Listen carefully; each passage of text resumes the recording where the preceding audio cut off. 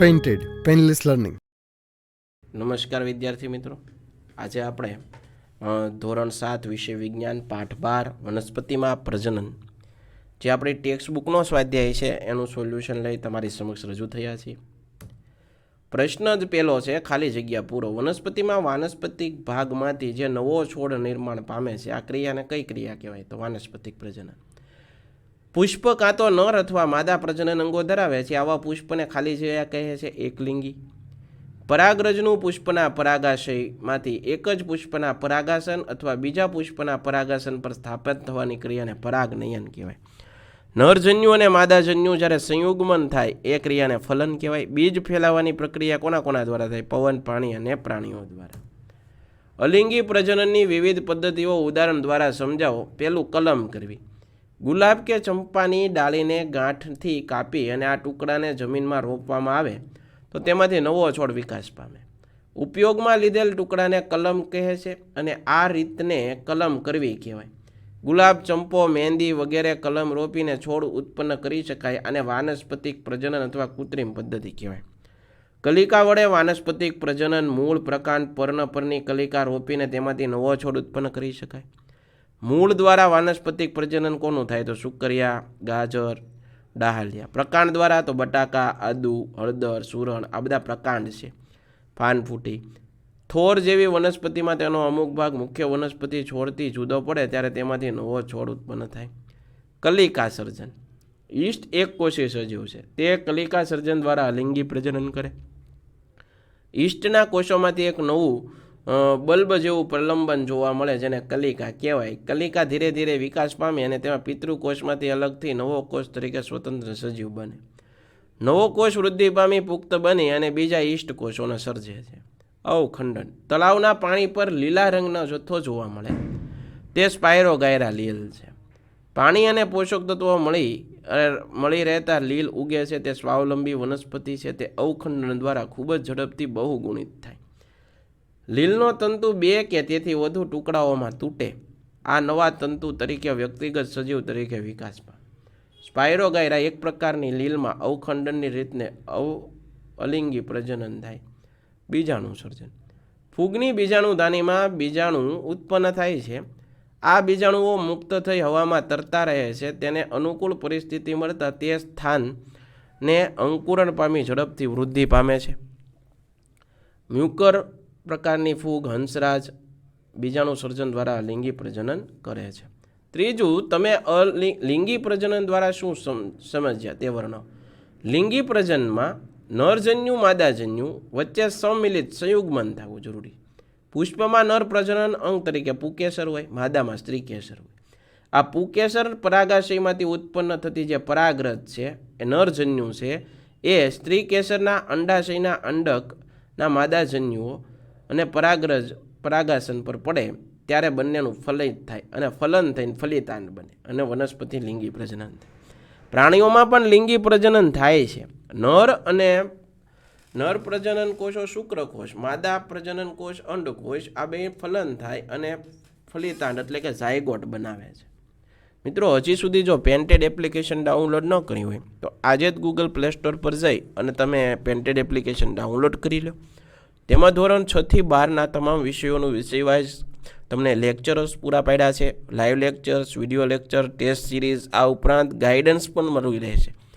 આ ઉપરાંત ભાવનગરની અંદર જો કોઈ વિદ્યાર્થી વસવાટ કરતા હોય તો ધોરણ 8 થી 12નું કોચિંગ પૂરું પાડતી આલ્ફા એકેડમી કાર્યરત છે. તેનો સંપર્ક કરી શકો.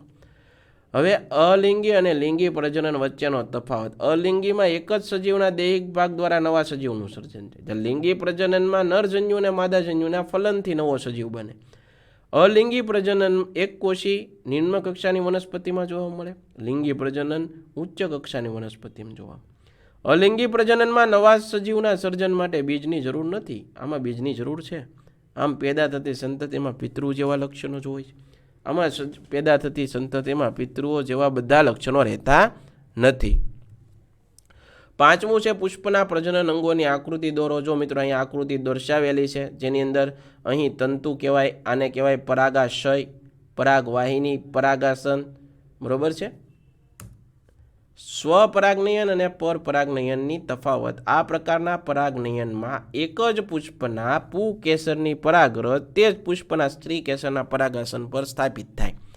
આ ક્રિયામાં ભમરા, પતંગિયા જેવા કીટકોની જરૂર નથી પડતી. તેના દ્વારા ઉત્પન્ન થતા ફળો અને બીજ સાધારણ કક્ષાના હોય. પરપરાગનયન એટલે શું? આ પ્રકારના પરાગનયનમાં એક જ પુષ્પના પુકેસરની પરાગરજ તે જ છોડના અથવા બીજા છોડના પુષ્પના પરાગાસન પર સ્થાપિત થાય. આ ક્રિયામાં ભમરા, પતંગિયા જેવા કીટકોની જરૂર પડે. તેના દ્વારા ઉત્પન્ન થતા ફળ અને બીજ સારી જાતના હોય છે. પુષ્પમાં ફલનની ક્રિયા કેવી રીતે જોવા મળે છે? પરાગનયનની ક્રિયા દ્વારા એક પુષ્પના પુકેસરની પરાગરજ તે જ પુષ્પના અન્યના પુષ્પના પરાગાસન પર સ્થાપિત થાય. ત્યારબાદ ફલનની ક્રિયા શરૂ થાય. તેમાં પરાગાસન પર સ્થાપિત પરાગરજ અંકુરિત થાય. તેમાંથી એક પરાગનલિકા ઉત્પન્ન થઈ પરાગવાહિનીમાં આગળ વધે છે. પરાગનલિકા વૃદ્ધિ પામી નીચે આવેલા અંડાશયમાં પ્રવેશે. પરાગરજમાં ઉદ્ભવતા નરજન્યુ અંડાશયમાંના અંડકમાં દાખલ થાય અને અંડકમાં ઉત્પન્ન થયેલા માદાજન્યુ સાથે સંયુગ્મન પામીને ફલિતાંડ અથવા ઝાયગોટ બને. આ ક્રિયાને ફલન કહેવાય. ફલન બાદ અંડાશય ફળમાં પરિણમે અને અંડક વિકાસ પામી અને બીજ બને છે. 8મો, વિવિધ રીતે બીજ વિકિરણ સમજાવો. પવન, પાણી, પ્રાણીઓ દ્વારા વનસ્પતિનું બીજ વિકિરણ થાય. પવન દ્વારા બીજ વિકિરણ. કેટલીક વનસ્પતિના બીજ નાના, હલકા અને પાંખોવાળા હોય. દાખલા તરીકે સરગવો, મેપલ. કેટલીક વનસ્પતિ ફળ તથા બીજ હલકા અને રોમવય હોય. દાખલા તરીકે સૂર્યમુખી, મદાર, ઓક બીજ. આવા બીજ પવન સાથે ઉડે અને દૂર ફેલાય અને બીજમાં ફેલાવવામાં મદદ કરે. પાણી દ્વારા કમળ છે, પોયણું છે, નાળિયેરીના બીજ છે, એમાં પાણી દ્વારા થાય. પ્રાણીઓ દ્વારા બીજ વિકિરણ. કેટલીક વનસ્પતિના બીજ કાંટાવાળા હોય. આથી તે વનસ્પતિની નજીકથી પસાર થતા પ્રાણીઓના શરીર કાંટાવાળા બીજ ચોંટી જાય અને બીજા સ્થળે જાય છે. ગોખરું, ગાડરિયું. શીંગ ફાટવાથી બીજ વિકિરણ. કેટલીક વનસ્પતિના બીજ સુકાઈને ફાટે છે અને દૂર વેરાય છે. આ રીતે બીજનું વિકિરણ થાય. વટાણા, બાલસમ, એરંડા. જોડકું. કલિકા દ્વારા કોમાં જોવા મળે છે? તો ભાઈ સીની અંદર, ઈસ્ટની અંદર કલિકા સર્જન જોવા મળે. આંખ. આંખ કેમાં હોય? તો ભાઈ આંખ છે બટાકાની અંદર આંખ જોવા મળે તમને. અવખંડન. અવખંડનની ઘટના કેમાં જોવા મળશે? તો સ્પાયરોગાયરા. પાંખો.